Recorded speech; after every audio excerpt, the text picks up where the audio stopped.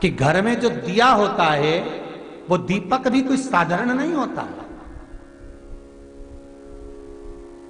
उस दीपक की भी महत्वता है, उस दीपक का भी वर्णन है महाराज। और कई तरह के दीपक होते हैं, और दीपक का भी विधान वर्णन किया गया, उस दिए का भी वर्णन किया गया। यहां तक शास्त्र कहता है कि घर में अगर किसी को बहुत तेज बुखार आ गया है, बहुत तेज बुखार, और बच्चा उस बुखार में तप रहा है, बहुत तप रहा है महाराज, तुम जिस दिए में भगवान की आरती उतारते हो, जिस दिए से तुम भगवान की पूजन करते हो, उस दिए की बत्ती को नीचे डाल दीजिए और उस दिए को पानी की बाल्टी में धो दीजिए। कौन सी बाल्टी में? जिस बाल्टी के पानी से आप बच्चे को स्नान करा सको महाराज। केवल भगवान पर से ले जाकर, पास में से ले जाकर उस बाल्टी में थोड़ी देर डाल दो और उस बाल्टी के पानी से उस बच्चे को स्नान करा दीजिए। 15 से 20 मिनट, आधा घंटा लगेगा, बच्चे का बुखार पूरा उतर जाएगा। इतना विधान है दीप का। दिया कोई साधारण नहीं होता, दीप कोई साधारण नहीं होता। पशुपति व्रत शिव महापुराण में हम बताते हैं, कई बार आपको वर्णन किया कि पशुपति व्रत जब करो तो 6 दिए मंदिर में लेकर जाओ शंकर जी के, 5 दिए शंकर जी के सामने लगाओ, 1 दिया घर पर आओ, तो घर के राइट भाग में जब प्रवेश करो तो सीधे हिस्से में घर के दरवाजे पर लगाओ, तब अंदर प्रवेश करो। क्यों कहते हैं? क्योंकि उस दीप का महत्व होता है। दिए भी अलग अलग होते हैं। पहला दिया होता है पणाती दिया।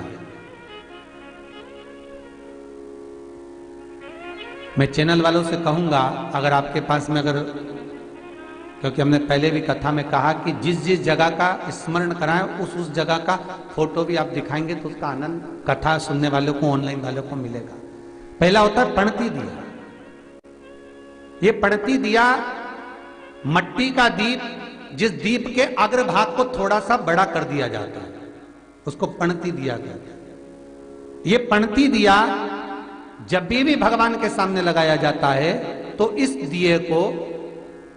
दिए को सम्मुख में जब रखा जाता है तो दिए का जो लौकी मुख होता है वो अपनी ओर होना चाहिए महाराज। पणती दिए की जो लो है, बाती है, उसका मुख अपनी ओर होना चाहिए। विष्णु पुराण कहती है अगर इस दिए की बाती भगवान की ओर रहती है तो हमें तपन की अनुभूति होती है, पर इस दिए की बाती जब हमारी ओर होती है तो हमारे शरीर में कोई बड़ी बीमारी आने वाली होती है तो वो कट जाती है हमारा। पणती विष्णु पुराण में दूसरा दीप कहा गया है निरांजन दीप।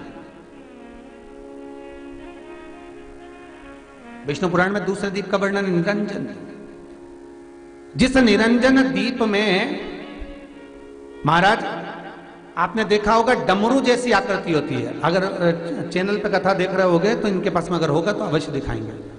निरंजन, इस निरंजन दीप में डमरू की आकृति होती है, रखने का भाग और ऊपर का भाग इस तरह से, और ऊपर उसमें दिए लगाए गए बादशाह का स्थान रहता है। किसी किसी में 5 कंगूरे होते हैं, किसी किसी में 6 कंगूरे होते हैं। तो निरंजन दीप महाराज विष्णु पुराण के 5वें अंश में लिखा गया, निरंजन दीप भगवान के सम्मुख में राइट भाग में लगाया जाता है। भगवान का जो स्थान होता है, भगवान का जो मंदिर होता है, तो भगवान का राइट, आपका होगा लेफ्ट, क्योंकि आप भगवान के सामने बैठोगे तो भगवान का राइट, आपका लेफ्ट।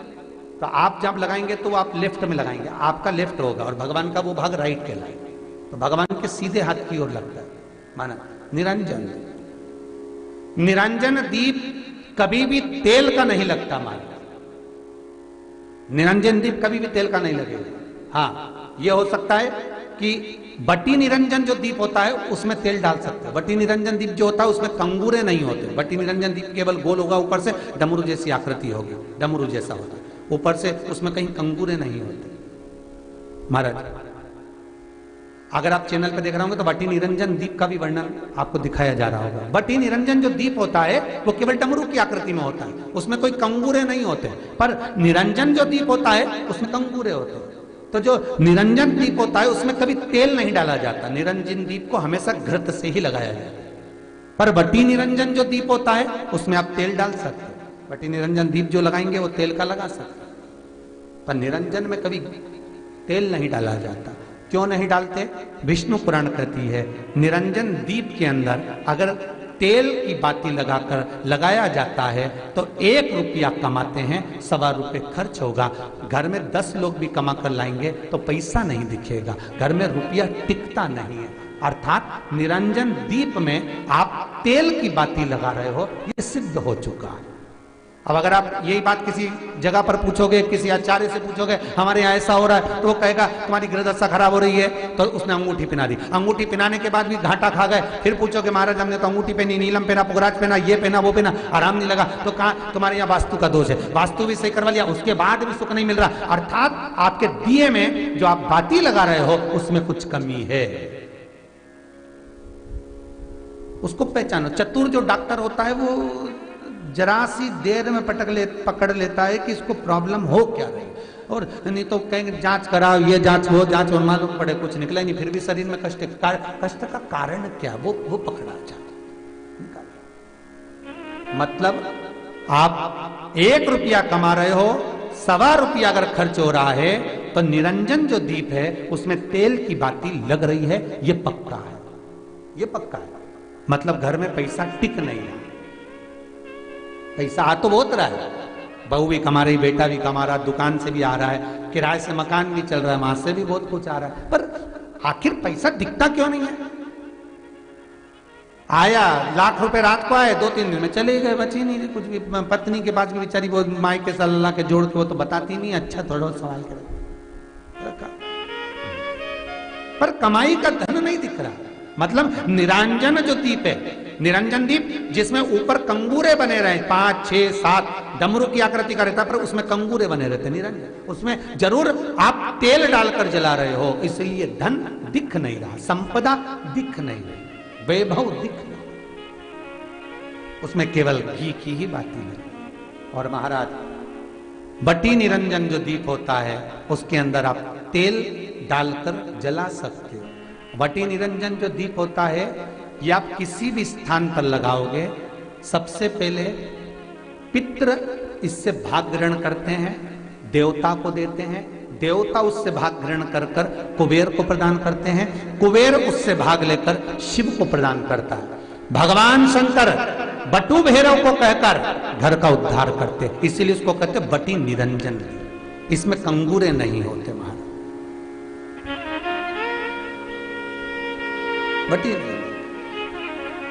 एक कुबेर निरंजन भी होता है, दिए में स्टैंड होता है, पकड़ने की जगह होती है, आगे उसमें चोंच लगी रहती है, उसको कुबेर निरंजन दीप कहते हैं। कुबेर निरंजन दीप महाराज जब भी जलाया जाता है, इस तरह का दिया अगर किसी के घर में हो कुबेर निरंजन, जिसमें स्टैंड होता है, ऊपर होता है, थोड़ा लंबा होता है, आगे लंबाई निकली रहती है। कुबेर निरंजन टीवी पर आप दर्शन कर रहे होंगे, तो कुबेर निरंजन जो दीप होता है उसमें आगे भाग लंबा रहता है और पकड़ने का स्थान होता है। तो कुबेर निरंजन दीप घी का लगाओ चाहे तेल का लगाओ, उसमें लौंग या काली मिर्च, काली तिल या चावल, पूजन वाली जगह में जो चावल रखे उसका 2 दाना चावल का या फूल की पत्ती, कुछ भी उस कुबेर निरंजन दीप में डालना जरूरी होता है, जिससे हमारे घर में भंडार सदा भरा रहे।